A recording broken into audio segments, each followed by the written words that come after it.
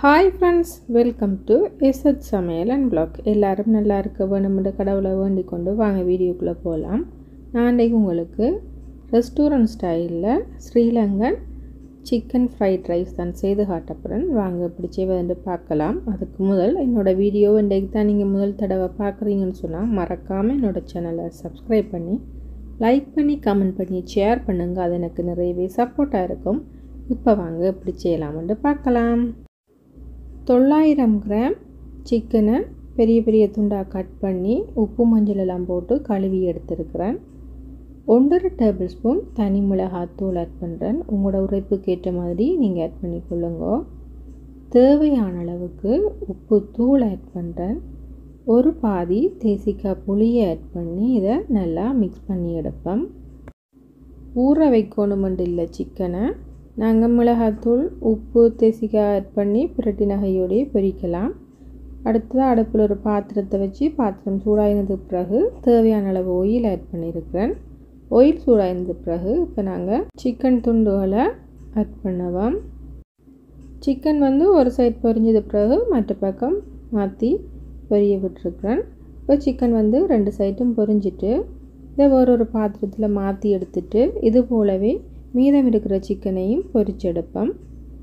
அடுத்ததாக அடுப்பில் ஒரு பாத்திரத்தை வச்சு பாத்திரம் சூடாயினதுக்கு பிறகு சிக்கன் பொரிச்ச எண்ணெயை 3 டேபிள் ஸ்பூன் ஆட் பண்ணியிருக்கிறேன். 3 முட்டையை உப்பும் மிளகுத்தூளும் போட்டு நல்லா மிக்ஸ் பண்ணி எடுத்துருக்கிறேன். இப்போ இந்த முட்டையை நல்லா பெரிய பெரிய துண்டாக ஸ்க்ராம்பிள் பண்ணி எடுப்பேன். சிக்கன் ஃப்ரைட் ரைஸிൻ്റെ வடிவாக நான் முட்டையை குறைச்சி ஆட் பண்ணியிருக்கிறேன். ஏன்னா நான் நிறைய சிக்கன் ஆட் பண்ண போகிறேன். நான் முட்டையை கொஞ்சம் பெரிய பெரிய துண்டாக தான் எடுக்கிறேன். உங்களுக்கு சின்ன சின்ன துண்டாக வேணும்னா அதுக்கேற்ற மாதிரி கரண்டியால் மிக்ஸ் பண்ணி விடுங்க. நான் இந்த மாதிரி எடுத்துருக்கிறேன்.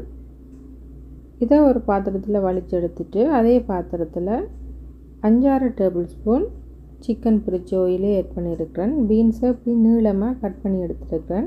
அதாவது ஒரு பீன்ஸை 4 கீறி ஓரளவு துண்டுகளாக கட் பண்ணி எடுத்துருக்கிறேன். பீன்ஸ் ஆட் பண்ணி 3 அல்லது 4 நிமிஷத்தில் நீளமாக கட் பண்ணி வச்சுருக்கிற கேரட் ஆட் பண்ணுறேன். நான் ஆட் பண்ணுற மிரக்கறி எல்லாமே ஒரே மாதிரி தான் கட் பண்ணியிருக்கிறேன். ஃப்ரைட் ரைஸுக்கு நான் நீளமாக கட் பண்ணினா எல்லாமே நீளமாக கட் பண்ணணும். துண்டு துண்டுகளாக கட் பண்ணினா துண்டு துண்டாக கட் பண்ணணும். இப்போ நல்லா மிக்ஸ் பண்ணி விடுவோம். ஃப்ரைட் ரைஸுக்கு நாங்கள் வெஜிடபிளை வதக்குற நேரம் ஓவர் குக் பண்ணக்கூடாது, க்ரன்ச்சியாக இருக்கணும். அப்போ தான் ஃப்ரைட் ரைஸ் நல்லா இருக்கும். கேரட் போட்டு ஒரு 2 நிமிஷத்தில் ஒரு லீக்ஸில் பச்சையாக இருக்கிற பகுதியை எடுத்துருக்கிறேன். அதை நீளமாக கட் பண்ணி எடுத்துருக்கிறேன். ஒரு துண்டு கோவாயையும் நீளமாக கட் பண்ணி ஆட் பண்ணுறேன். மரக்கறிகள் உங்களுக்கு விருப்பமான மரக்கறிகளை நீங்கள் ஆட் பண்ணிக்கொள்ளுங்க.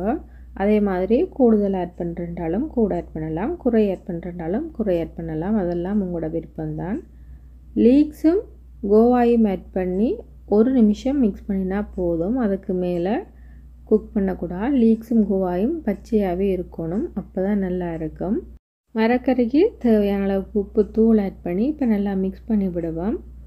ரெஸ்டாரண்ட்ஸில் சிக்கன் சூப் கட்டி இந்த ஸ்டேஜில் ஆட் பண்ணுவாங்க. உங்களுக்கு விருப்பம் அதை ஆட் பண்ணுங்கள். நான் இன்றைக்கு ஆட் பண்ண இல்லை. அடுத்ததாக ஸ்க்ராம்பிள் பண்ணியிருக்கிற எக் ஆட் பண்ணுறேன். எக் ஆட் பண்ணி நல்லா மிக்ஸ் பண்ணி விடுவோம். உங்களுக்கு ஒரு சின்ன டிப்ஸும் சொல்லித்தரேன். பொரிச்சு வச்சுருக்கிற சிக்கனை டிரெக்டாக பிச்சு ஆட் பண்ணக்கூடாது. அப்படி ஆட் பண்ணினோம்னா அது ஹார்டாக இருக்கும். சிக்கனுக்கு மேலே கத்தியை வச்சு நாங்கள் இப்படி தட்டினோம்னு சொன்னால் அப்படி அமர்ந்த மாதிரி வரும். இப்படி வந்தது பிறகு நாங்கள் கையால் இது மாதிரி பிச்சு பிச்சு எடுக்க வேண்டும். எடுத்த சிக்கன் நல்லா சாஃப்டாக இருக்கும். சூடாக இருக்கிறதுடைய இதாக இருக்குது. இதுபோல் மீதம் இருக்கிற எல்லா சிக்கனையும் செய்தெடுப்போம். 4 சுண்டு சம்பா ரைஸை உப்பு போட்டு வேக வச்சு எடுத்துருக்கிறேன். நல்லா உதிரி உதிரியாக வேக வச்சு எடுக்கணும். நான் ரைஸ் குக்கரில் குக் பண்ணியிருக்கிறேன். வடித்து ஆட் பண்ணுறதாலும் நீங்கள் சோறை வடிகட்டி ஆட் பண்ணலாம். இப்போ கொஞ்சம் கொஞ்சமாக சோறை வதக்கி வச்சுருக்கிற மிரக்கறியில் ஆட் பண்ணி மிக்ஸ் பண்ணி விடுவேன். கடையில் வாங்கி சாப்பிட்றோன்னு சொன்னால் சிக்கன் எல்லாம் குறைவாக தான் போடுவாங்க. அதே இது நாங்கள் வீட்டில் செய்கிறதுண்டா எங்களுக்கு தேவையான அளவுக்கு நாங்கள் சிக்கனை ஆட் பண்ணி கொள்ளலாம். இப்போ எல்லா ரைஸையுமே நான் போட்டு நல்லா மிக்ஸ் பண்ணுறேன். கொஞ்சம் கொஞ்சமாக தான் சேர்த்து எல்லாத்தையும் மிக்ஸ் பண்ணி எடுக்கிறேன். 1 tablespoon soya sauce add பண்ணுறேன். சோயா சாஸ் ஆட் பண்ணுறால உப்பு வந்து நாங்கள் பார்த்து தான் ஆட் பண்ணணும். இப்போ நல்லா மிக்ஸ் பண்ணி விடுவோம். 1லேருந்து 2 டேபிள் ஸ்பூன் ஆட் பண்ணலாம். நான் 1 டேபிள் ஸ்பூன் தான் ஆட் பண்ணுறேன். இப்போ நல்லா மிக்ஸ் பண்ணினதுக்கு பிறகு பொரித்து சின்ன சின்ன துண்டுகளாக பிச்சு வச்சுருக்கிற சிக்கன் துண்டுகளை ஆட் பண்ணுறேன்.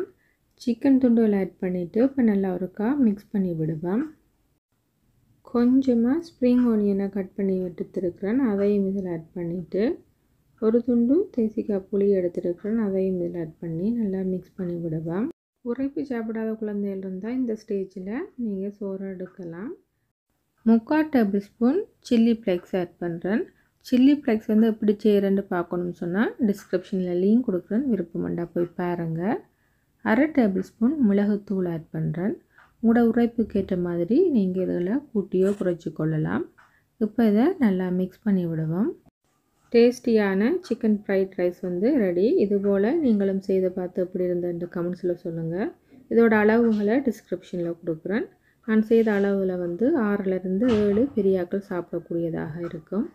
என்னோடய வீடியோவை பார்த்து எனக்கு சப்போர்ட் பண்ணி கமெண்ட் பண்ணுற அனைத்து நல்ல உள்ளங்களுக்கும் ரொம்ப ரொம்ப நன்றிகள். இன்னும் ஒரு இன்ட்ரெஸ்டான வீடியோவில் நான் உங்களை சந்திக்கிறேன். அது வரைக்கும் பாய்.